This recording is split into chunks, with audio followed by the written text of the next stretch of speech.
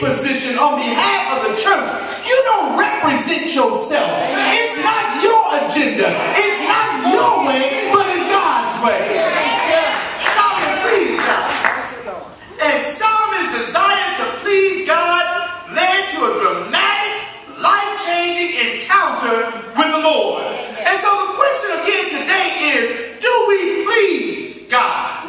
Do we please God when He asks for our tithe, or do we give Him a tip? Do we please God when we worship only when our busy schedules permit? Sometimes we get so busy doing so much other stuff, and it's only when we can find time. I can't make it Tuesday night, but I'll try to make it Sunday school. I'll try. Listen, we got to learn to put God first, and when we put God first, He'll do the rest.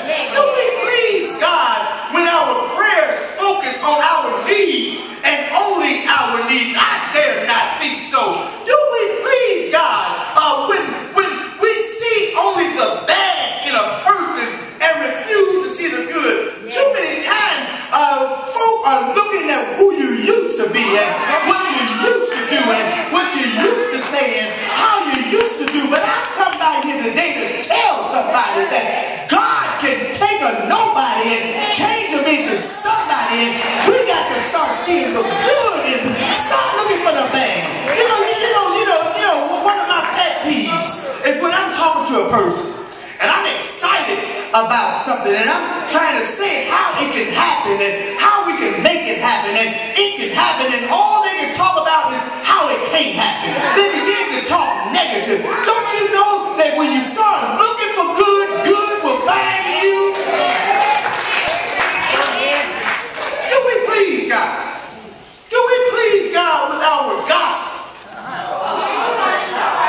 Do we please God with our grumbles? Do we please God with our gripes?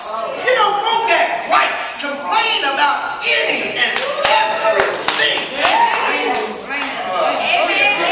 Do we please God with our greed? Give me some more. Give me more. Give me. Oh, we got so many folk that just want to get the goodies of God. That's right. How many of you know that, listen, you can't just get all the goodies without some responsibility? If we want a life-changing encounter with God, then what we have to do is to let our desire be to please God and our fellow man, and say so long to self.